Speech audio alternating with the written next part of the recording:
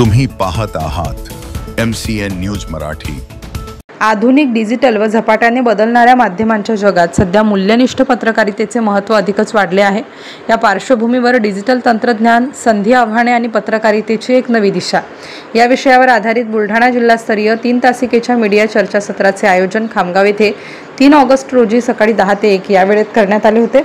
खामगाव शहरातील घाटपुरी रोडवरील रायगड कॉलनीत असलेल्या प्रजापिता ब्रह्माकुमारी ईश्वरीय विश्वविद्यालयात हे चर्चासत्र घेण्यात आले। पत्रकारांना एक नवी दिशा देण्याचा उद्दात्त हेतू बाळगून त्यांच्यासोबत हितगुज साधण्याकरिता या चर्चासत्रात मीडिया प्रभाग, राजयोग शिक्षा आणि शोध प्रतिष्ठान, ब्रह्माकुमारीज माउंट आबू आणि प्रजापिता ब्रह्माकुमारी ईश्वरीय विश्वविद्यालय खामगाव यांनी पुढाकार घेतला। या प्रसंगी कार्यक्रमाचे मार्गदर्शक वक्ते म्हणून ब्रह्माकुमार डॉक्टर शांतनु भाईजी, राष्ट्रीय समन्वयक मीडिया प्रभाग माउंट आबू, प्राध्यापक डॉक्टर सोमनाथ वडनेरे, महाराष्ट्र राज्य मीडिया समन्वयक जळगाव, पत्रकार राजेश राजोरे तसेच स्थानिक ज्येष्ठ मीडिया प्रतिनिधी यांनी यावेळी पत्रकारितेतील पारदर्शकता याबाबत कार्यक्रमात आलेल्या पत्रकारांना मोलाचे मार्गदर्शन केले। MCN न्यूज मराठी करिता रवींद्र शिरस्कार सह शेख अजीज, खामगाव।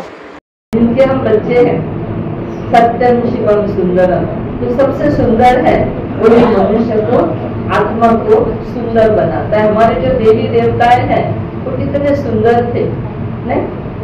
देखो आप, धनवान भी थे, गुणवान भी के लिए है ना, उनके अंदर इतनी नैतिकता थी, इतनी आध्यात्मिकता थी कि वो सदैव उनका जीवन नेचुरल पवित्र था, नेचुरल दिव्य गुण युक्त था। और ऐसा ही रामराज्य हम सभी को अपने भारत में केलं पाहिजे।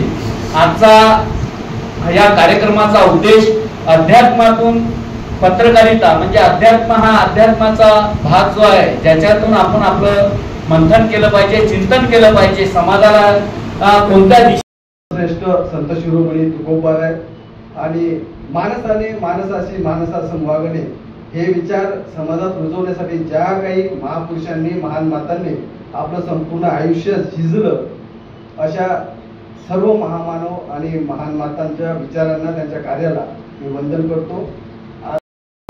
आणि आतापर्यंत अनेक ज्येष्ठ श्रेष्ठ मंडळींनी या ठिकाणी मार्गदर्शन केलं। दाढी जरी पांढरी झाली असेल तरी काही फार वय नाही आणि ज्येष्ठ श्रेष्ठ तुम्हाला म्हणतोय म्हणजे तुमचं फार वय झालं असंही नाही, असे समजून।